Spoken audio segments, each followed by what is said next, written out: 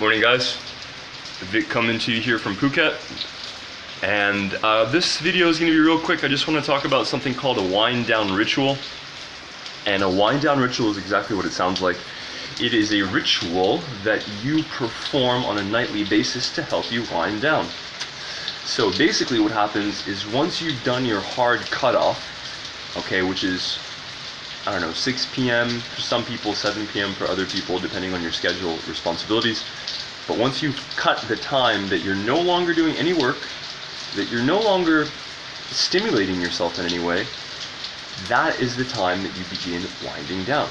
Okay, so the ritual component of it means that it's something that you hold sacred. It's something that's inviolate, inviolable, meaning that you have to actually perform it daily, and you have to respect this ritual because it's what allows you to go to bed on time and calm and relaxed and ready for actual restorative sleep, so that you can actually get up the next morning at whatever time that you decided is reasonable for you, given your schedule and everything, refreshed and ready to take on the day.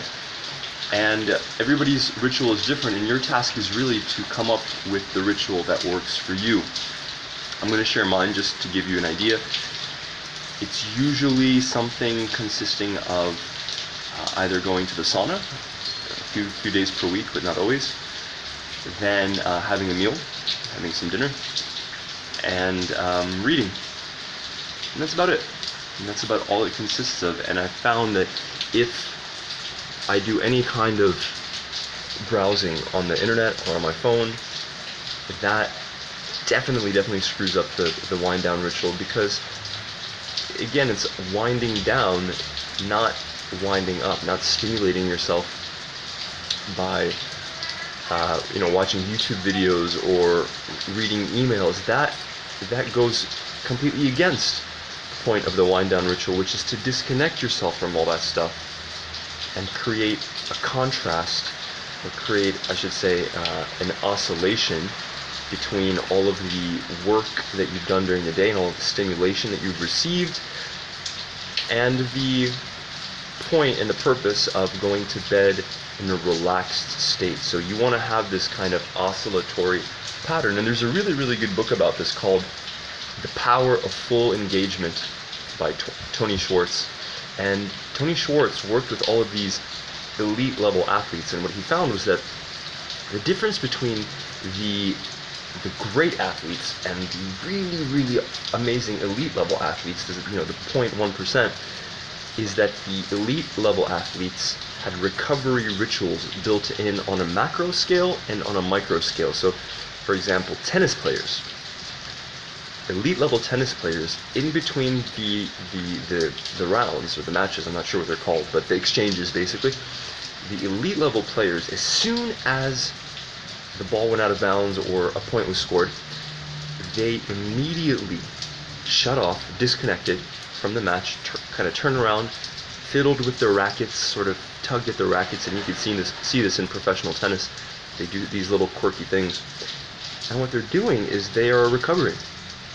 They're disengaging, they're winding down for a moment and allowing their body to recover.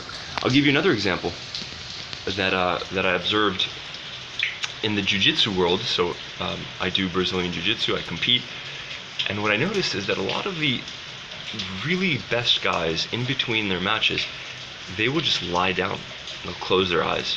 They're not sleeping, but they are disconnecting, and they're trying to recover as much as possible before the next match.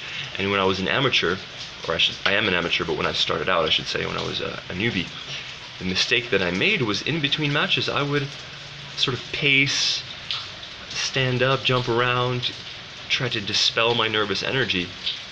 But in fact, that was the wrong approach, because I was remaining partially engaged. And one of the terms in the book is called continuous partial engagement. That's a problem, big problem, is when you stay continuously engaged, but you're only engaged partially. Okay, if you're sort of like checking emails, but you're not really 100% in it, you're not really task oriented, you're just sort of keeping yourself engaged and stimulated. And it's an addictive thing. And that's the problem. That's what's so difficult about winding down in today's era, in this modern age, is because all of these